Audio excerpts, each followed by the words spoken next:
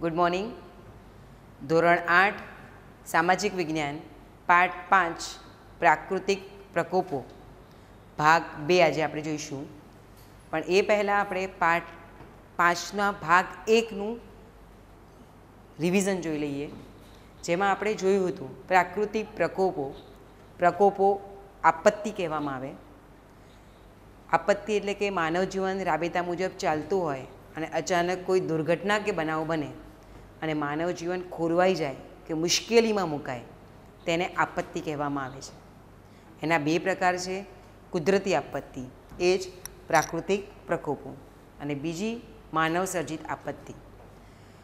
કુદરતી આપત્તિના પણ 2 પ્રકાર છે, આગાહી કરી શકાય તેવી આપત્તિ, આગાહી ન કરી શકાય તેવી આપત્તિ. જેમાં દુષ્કાળ, જ્વાળામુખી, આ જે 2 આપત્તિઓ હતી એના વિશે આપણે જોઈ ગયા હતા. હવે બાકીની રહેલી જે આપત્તિઓ છે એ બાકીની રહેલી આપત્તિઓમાં સુનામી, પૂર, દુષ્કાળ, વાવાઝોડું, ભૂસ્ખલન વગેરે જેવી આપત્તિઓ છે એનો અભ્યાસ આપણે આ ભાગ 2ની અંદર આજે કરીશું. જેમાં સૌથી પહેલાં પ્રાકૃતિક પ્રકોપોની આપત્તિમાં જે ભૂકંપ અને જ્વાળામુખી જોયું, એના પછીની આપત્તિ વિશે જોઈશું આપણે સુનામી.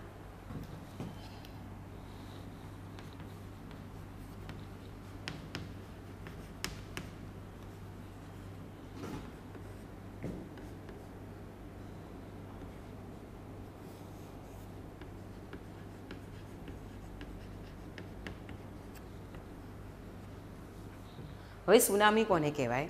તો સમુદ્રના તળિયે આવેલા, જેમ આપણે લોકોએ જોયું હતું કે જ્વાળામુખી અને ભૂકંપ કે પૃથ્વીના પેટાળની નીચે તાપમાન ખૂબ જ ગરમ હોય છે અને એ ગરમ તાપમાનના કારણે ખનિજો પીગળે છે અને એ ખનિજોના પીગળેલા રસને મેઘમા કહેવામાં આવે છે.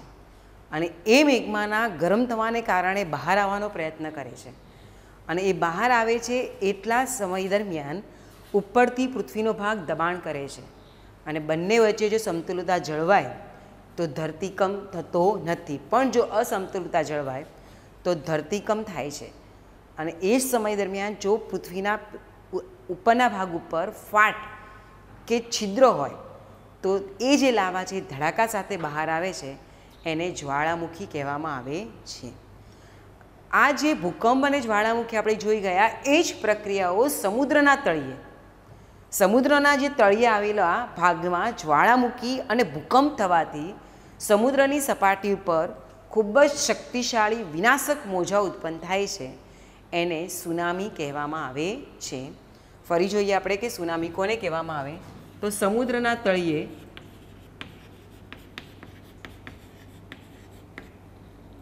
આવેલા જ્વાળામુખી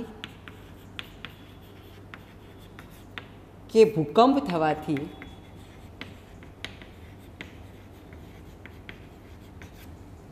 સમુદ્ર સપાટી પર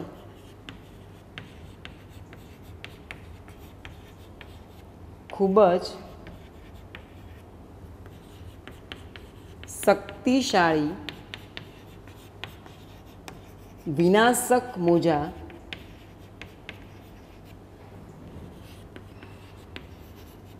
ઉત્પન્ન થાય છે, તેને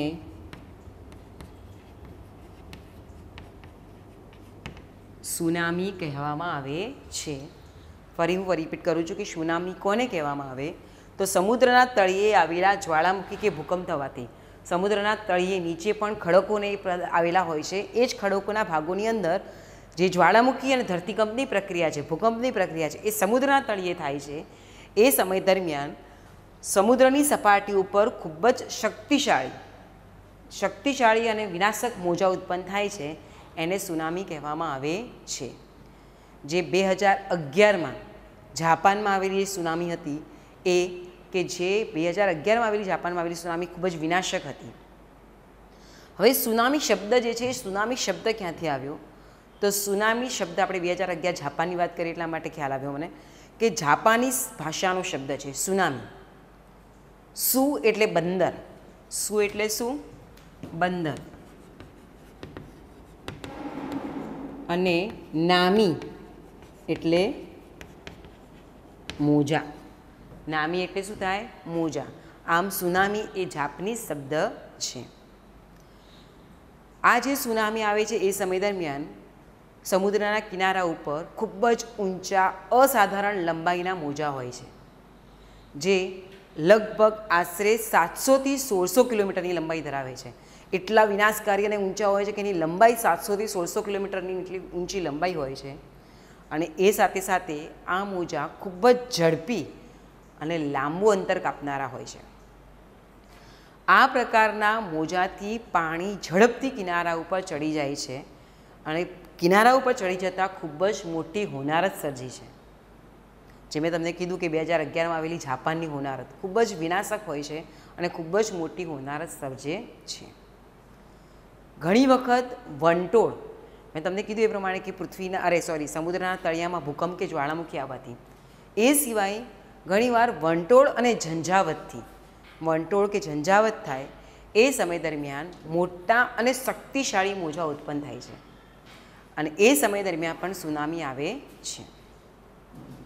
તોફાન શમી ગયા પછી, આનું તોફાન જે હોય છે, વાવાઝોડા કે વંટોળનું તોફાન હોય, એ શમી ગયા પછી આ જે સુનામી છે એનો આકાર આખો બદલાઈ જાય છે. આ જે મોજા હોય છે એ મોજા ઊંચા અને લાંબી તરંગ લંબાઈના હોય છે. એ મોજા મેં તમને કીધું એ પ્રમાણે કે 700થી 1600 કિલોમીટરની ઊંચાઈ ધરાવતા હોય છે અને ખૂબ જ લાંબી તરંગ લંબાઈના હોય છે. તેને પરિણામે તે સમુદ્રમાં ઉછાળા સ્વરૂપે બહાર જોવા મળે છે. કયા સ્વરૂપે જોવા મળે છે બહાર? ઉછાળા સ્વરૂપે. આ જે સમુદ્રના સપાટી પર આવેલા જે મોજા છે એ ઉદ્ભવ સ્થાનેથી દૂર હજારો કિલોમીટર સુધી ફેલાય છે. જ્યાં એનું ઉદ્ભવ સ્થાન હોય ત્યાંથી હજારો કિલોમીટર સુધી ફેલાય છે અને સમુદ્ર કિનારે ભારે નુકસાન કરે છે. એટલે એને પ્રલયકારી મોજા તરીકે પણ ઓળખવામાં આવે છે.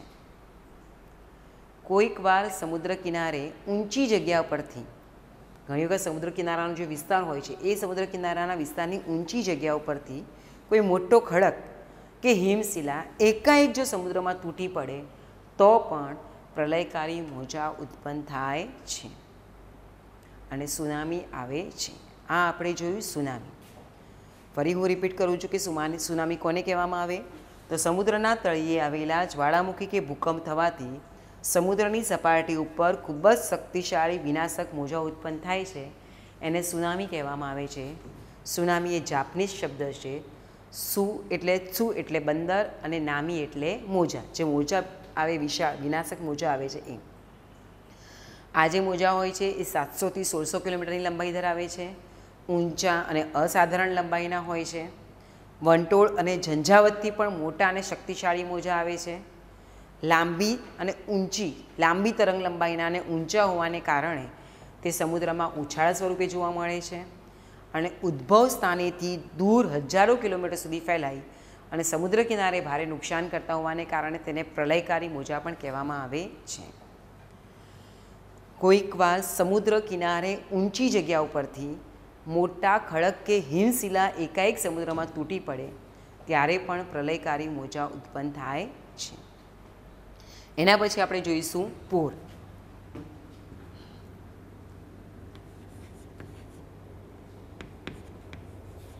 જેને ઇંગ્લિશમાં કહેવામાં આવે છે ફ્લડ.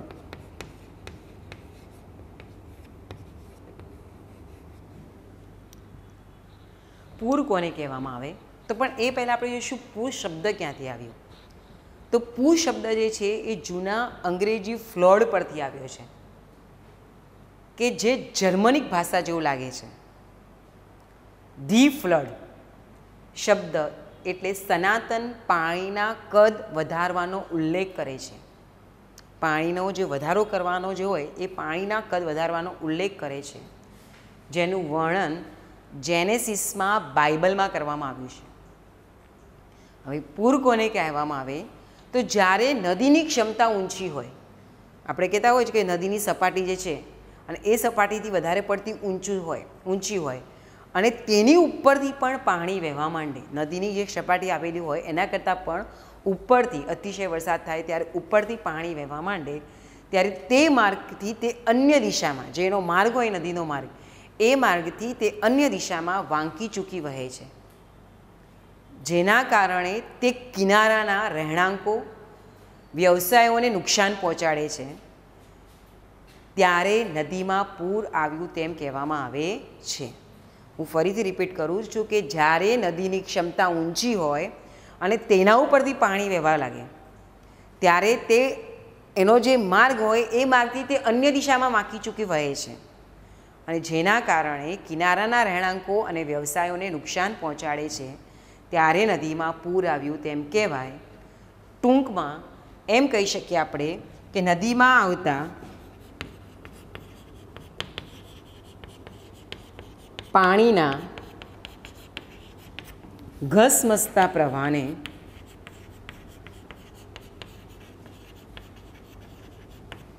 પૂર કહેવામાં આવે છે. સાદી ભૌગોલિક ભાષામાં અગર આપણને પૂછે કે પૂર અર્થ સમજાવો, તો નદીમાં આવતા પાણીના ઘસમસતા પ્રવાહને પૂર કહેવામાં આવે છે. પૂર આવવા પાછળના કારણો, તો પૂર આવવા પાછળના બે કારણો મહત્ત્વના જવાબદાર છે. એક તો ચોમાસામાં નદીના ઉપરવાસ ઉપર ભારે વરસાદ પડે એ સમય દરમિયાન પૂર આવે છે, અને બીજું કોઈક વખત નદી પર બંધ તૂટવાથી નીચાણવાળા જે વિસ્તારો હોય છે ત્યાં આગળ અને નદી કિનારે પૂર આવે છે. હવે આપણે જોઈશું પૂરના પ્રકાર. જોકે આપણા અભ્યાસની અંદર આ પૂરના પ્રકાર વિશે માહિતી છે નહીં, એટલે કદાચ પ્રશ્નમાં તમને ન પણ પૂછાય, પણ માત્ર તમારી જાણકારી માટે પૂરના પ્રકાર વિશે આપણે જોઈશું. પૂરના જે પ્રકાર છે એમાં નદીના પૂરો પહેલો પ્રકાર છે. નદીના પૂરો, એ નદીના પૂરોના પણ બે પ્રકાર છે, ધીમો પ્રકાર અને ઝડપી પ્રકાર. હવે ધીમા પ્રકારનું પૂર ક્યારે આવે કે ભારે વરસાદ અને ભારે પવનને કારણે જે પૂર આવે એને ધીમા પ્રકારના પૂર કહેવામાં આવે છે. ઝડપી પ્રકારના પૂર કોને કહેવામાં આવે તો ગરમીના કારણે બરફ ઓગળે, મેં તમને કીધું હિમશિલા પડે, બરફ ઓગળે અને એને કારણે જે પૂર આવે એને ઝડપી પ્રકારના પૂર કહેવામાં આવે છે. બીજા નંબરનો પૂર છે એ ખાડી પૂર, જે તોફાની પવનોના કારણે દરિયાઈ જે મોજા હોય છે એ દરિયાઈ મોજાના મિશ્રણથી જે પૂર આવે તેને ખાડી પૂર કહેવામાં આવે છે. ત્રીજું પૂર છે એ દરિયાઈ પૂર, જે ભારે દરિયાઈ તોફાન અથવા તો અન્ય પરિબળને કારણે આવે છે. ચોથા નંબરનું જે પૂર છે એ વિનાશકારી પૂર. આ પૂર ડેમ તૂટવાથી કે અન્ય પરિબળને કારણે આવે છે. અને પાંચમો છેલ્લો પ્રકાર કાદવવાળું પૂર, જે પાકની જમીનના ધોવાણમાંથી ઉત્પન્ન થતું આ પૂર છે.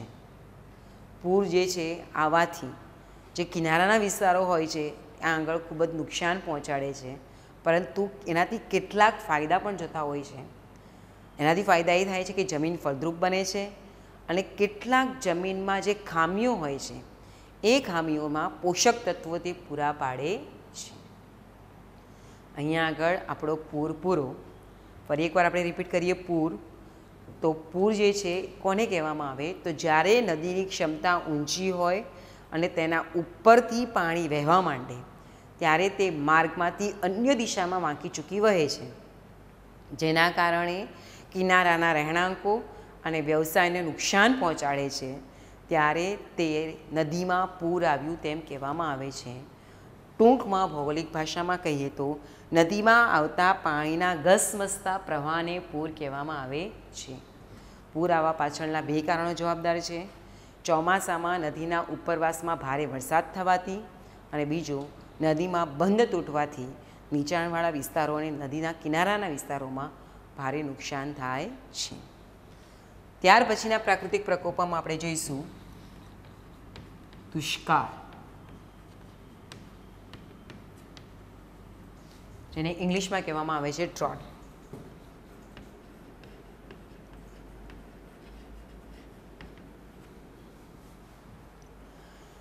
હવે દુષ્કાળ, તો દુષ્કાળ કોને કહેવામાં આવે કે વરસાદ ન આવે ત્યારે આપણે ખોરાક અને પાણીની અછત નિર્માણ થાય છે. વરસાદ બિલકુલ આવે નહીં કે ખૂબ જ ઓછો આવે, જે સરેરાશ વરસાદ પડતો હોય તેના કરતાં ખૂબ જ ઓછો વરસાદ આવે એ સમય દરમિયાન પાણી અને ખોરાકની અછત સર્જાય છે અને જમીનમાં પાણી સુકાઈ જાય છે, એને દુષ્કાળ કહેવામાં આવે છે. દુષ્કાળની વ્યાખ્યા જોઈશું આપણે તો વરસાદ ન આવે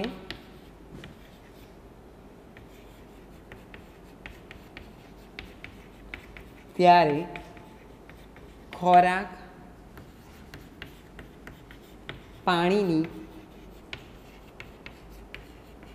અછત સર્જાય છે અને જમીનમાં પાણી સુકાઈ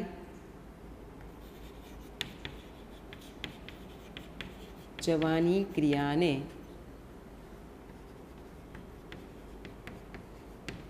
દુષ્કાળ કહે છે. દુષ્કાળ કોને કહેવામાં આવે? તો વરસાદ ન આવે ત્યારે ખોરાક પાણીની અછત સર્જાય છે અને જમીનમાં પાણી સુકાઈ જાય છે, એને શું કહેવામાં આવે છે? દુષ્કાળ. દુષ્કાળની પરિસ્થિતિ ત્યારે જ સર્જાય છે જ્યારે જે વિસ્તારની અંદર સરેરાશ વરસાદ જે હોય એના કરતાં વરસાદ ખૂબ જ ઓછો પડે કે નહિવત પડે ત્યારે દુષ્કાળની પરિસ્થિતિ સર્જાય છે. દુષ્કાળ શેના કારણોસર આવે છે? તો દુષ્કાળ આવવા પાછળનું મહત્ત્વના તો બે જ કારણ જવાબદાર છે. એક વન નાબૂદી, જે આજના માનવી પર્યાવરણની પરવા કર્યા વગર પોતાના વિકાસ માટે વન નાબૂદી કરી રહ્યા છે તે, અને બીજું વધુ પડતા પ્રદૂષણ. આ બે એના મુખ્ય કારણ જવાબદાર છે. અને એ માટે આપણે આ કારણના લીધે થઈને દુષ્કાળ ન થાય એ માટે આપણે શું ઉપાય કરવા જોઈએ? તો બને એટલા વરસાદી પાણીનો સંગ્રહ કરવો જોઈએ, પાણીનું પુનઃ વપરાશ કરવો જોઈએ, એટલે કે રિસાયકલિંગ કરી અને પાણીનો વધુમાં વધુ ઉપયોગ કરવો જોઈએ, અને સાવચેતીના આયોજનના આધારે પાણીનો સઉપયોગ કરવો જોઈએ. અહીંયા દુષ્કાળ પૂરું. દુષ્કાળનું ફરી એકવાર રિપીટ કરીએ આપણે કે વરસાદ ન આવે ત્યારે ખોરાક અને પાણીની અછત સર્જાય છે અને જમીનમાં પાણી સુકાઈ જવાની ક્રિયાને દુષ્કાળ કહેવામાં આવે છે. ત્યાર પછી જોઈશું આપણે વાવાઝોડું.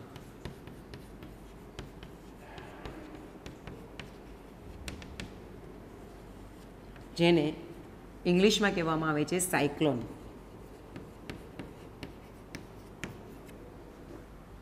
હવે જોઈશું આપણે વાવાઝોડું કોને કહેવામાં આવે? તો પવન દ્વારા ઉદ્ભવતું તોફાન કે જે ચક્રવાત કહેવામાં આવે છે એને વાવાઝોડું કહેવામાં આવે છે. પવન દ્વારા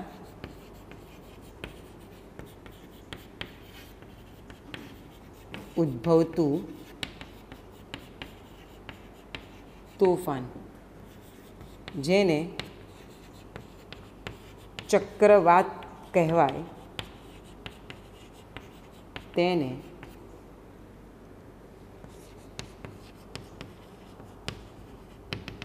વાવાઝોડું કહેવામાં આવે છે. કે પવન દ્વારા જે તોફાન ઉદ્ભવે, વાવાઝોડાનો તો દરેક જણાએ જોયો હશે અને ખ્યાલ પણ હશે, એટલા માટે કે પવન દ્વારા ઉદ્ભવતું જે તોફાન છે, જે ચક્રવાત સર્જે, એને વાવાઝોડું કહેવામાં આવે છે. એ શેના લીધે આવે છે? તો સામાન્ય રીતે દરિયા કિનારાના વિસ્તારમાં વંટોળ સર્જાય. દરિયા કિનારાનો જે વિસ્તાર છે ત્યાં ભાગોની અંદર વંટોળ સર્જાય છે, જેના કારણે હવામાં થતું હલનચલન જે છે એ વેગ પકડે છે, અને એ હલનચલન વેગ પકડે ત્યારે હવા તોફાની બની જાય છે, અને એ હવા તોફાની બની જાય છે ત્યારે વાવાઝોડું આવે છે. આ હવાના તોફાન મર્યાદિત સમય માટે જ હોય છે અને મર્યાદિત વિસ્તારમાં જ તે અસર કરતા હોય છે. જે મર્યાદિત સમય પર અસર કરતા હોય છે, આ જે વાવાઝોડા છે એ અલગ અલગ વિસ્તારમાં અલગ અલગ રીતે ઓળખવામાં આવે છે. અમેરિકાની અંદર હરિકેન તરીકે ઓળખાય છે, જાપાનની અંદર તાઇફૂન તરીકે ઓળખવામાં આવે છે આ વાવાઝોડું. તે સિવાય બીજું ટોર્નેડો, વંટોળના નામે પણ એને ઓળખવામાં આવે છે. અત્યારના જ થોડા સમય પહેલાં આપણા ભારતમાં આવેલા જે વાવાઝોડા છે એ ઓખી, વાયુ, હુડહુડ અને અમ્ફાન તરીકે ઓળખવામાં આવ્યા હતા, જે હમણાં ભારતમાં આવેલા વાવાઝોડા હતા તે. અહીંયા આગળ આપણું વાવાઝોડું પૂરું. વાવાઝોડાનું ફરી આપણે રિપીટ કરીએ કે વાવાઝોડું કોને કહેવામાં આવે? તો પવન દ્વારા ઉદ્ભવતું તોફાન જે ચક્રવાત સર્જે છે એને વાવાઝોડું કહેવામાં આવે છે. વાવાઝોડું સામાન્ય રીતે દરિયા કિનારાના વિસ્તારમાં વંટોળ તરીકે સર્જાય છે, જેના કારણે હવામાં થતું હલનચલન વેગ પકડે અને હવા તોફાની બની જાય છે, એને વાવાઝોડું કહેવામાં આવે છે. ત્યાર પછી જોવાનું છે દાવાનળ.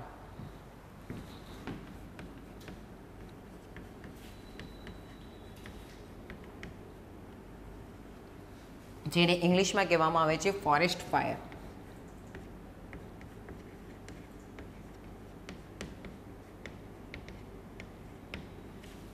ફોરેસ્ટ જંગલ, ફાયર આગ.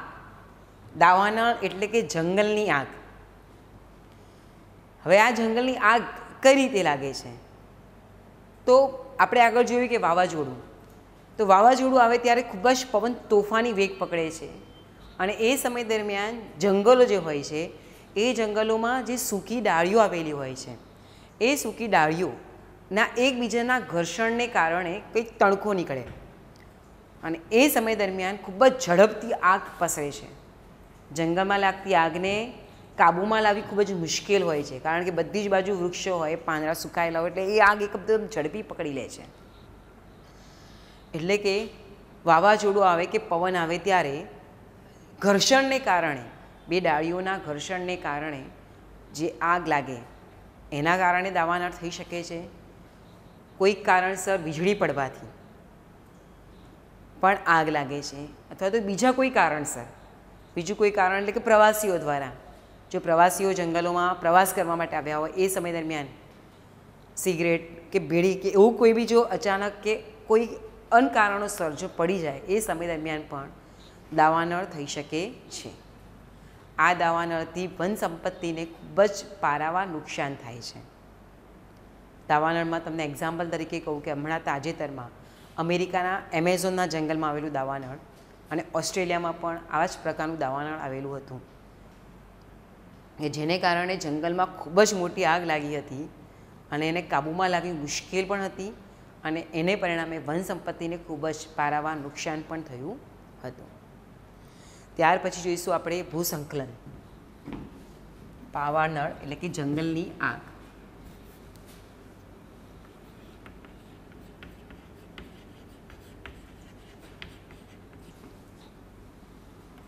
ભૂસ્ખલન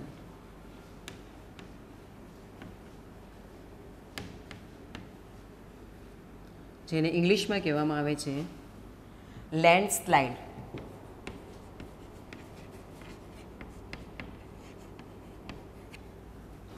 લેન્ડ એટલે જમીન, જમીનનું ખસવું. કેટલીક વખત જમીન કે ભૂમિ પ્રદેશનો ઉપરનો ભાગ નીચે તરફ ઘસી જવાની ક્રિયાને ભૂસ્ખલન કહેવામાં આવે છે. ભૂસ્ખલન કોને કહેવામાં આવે તો કેટલીક વાર ઘણી વખત વરસાદ આવે છે ને એ સમય દરમિયાન જમીન કે ભૂમિ પ્રદેશનો ઉપરનો ભાગ જે નીચે તરફ ખસી જાય, ઘણી વખત કેટલીક વાર જમીન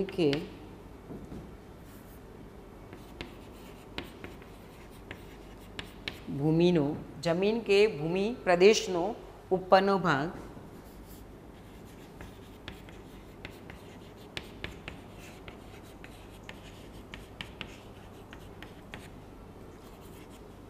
ખસી જાય તેને ભૂસ્ખલન. ઉપરનો ભાગ ખસી જાય એટલે ક્યાં આગળ નીચે તરફ ખસી જાય.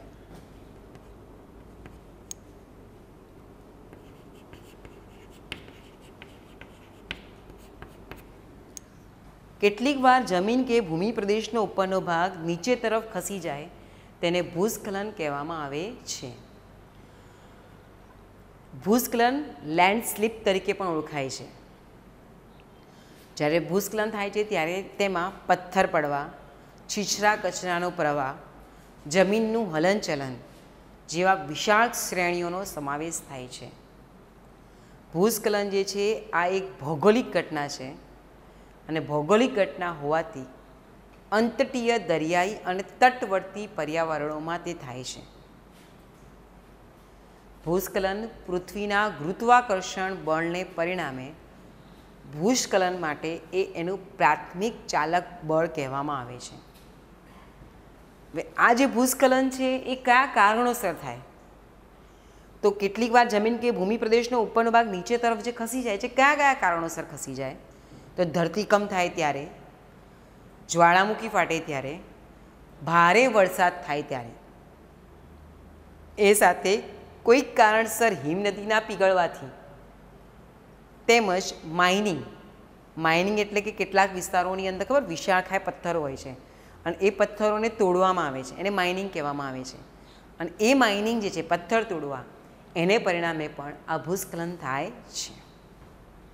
ફરી રિપીટ કરીએ કે ભૂસ્ખલન કોને કહેવામાં આવે તો કેટલીક વાર જમીન કે ભૂમિ પ્રદેશનો ઉપરનો ભાગ નીચે તરફ ઘસી જાય છે તેને ભૂસ્ખલન કહેવામાં આવે છે. અહીંયા આગળ આપણા જે પ્રાકૃતિક પ્રકોપો છે એ પ્રાકૃતિક પ્રકોપો પૂર્ણ થાય છે. આપણે પ્રાકૃતિક પ્રકોપોની અંદર ભૂકંપ જોયું, જ્વાળામુખી જોયું ભાગ 1માં, અને આજે આપણે જોયું સુનામી કે સમુદ્રના તળિયે આવેલા જ્વાળામુખી કે ભૂકંપ થવાથી સમુદ્ર સપાટી ઉપર ખૂબ જ શક્તિશાળી વિનાશક મોજા ઉત્પન્ન થાય છે, તેને સુનામી કહેવામાં આવે છે. ત્યારબાદ જોયું પૂર, નદીમાં આવતા પાણીના ઘસમસતા પ્રવાહને પૂર કહેવામાં આવે છે. ત્યારબાદ જોયું દુષ્કાળ કે વરસાદ ન આવે ત્યારે ખોરાક પાણીની અછત સર્જાય છે અને જમીનમાં પાણી સુકાઈ જવાની ક્રિયાને દુષ્કાળ કહેવામાં આવે છે.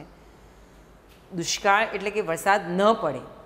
અને આ જે આપત્તિ છે એ આપત્તિમાં એક આપત્તિ એવી છે કે જેને લીલો દુષ્કાળ કહેવામાં આવે છે. આ સૂકો દુષ્કાળ છે. અતિવૃષ્ટિ, વધારે પડતો વરસાદ પડવો એને અતિવૃષ્ટિ કહેવામાં આવે છે. આને કહેવામાં આવે છે અનાવૃષ્ટિ. વાવાઝોડું, સાયક્લોન, પવન દ્વારા ઉદ્ભવતું તોફાન જેને ચક્રવાત તરીકે ઓળખવામાં આવે છે તેને વાવાઝોડું કહેવામાં આવે છે. દાવાનળ, જંગલમાં લાગતી આગ, ફોરેસ્ટ ફાયર કે જંગલમાં લાગતી જે આગ છે એને દાવાનળ કહેવામાં આવે છે. ભૂસ્ખલન, લેન્ડસ્લાઇડ કે કેટલીક વાર જમીન કે ભૂમિ પ્રદેશનો ઉપરનો ભાગ નીચે તરફ ખસી જાય છે તેને ભૂસ્ખલન કહેવામાં આવે છે. અહીં આપણો પાર્ટ 5 પૂર્ણ થાય છે.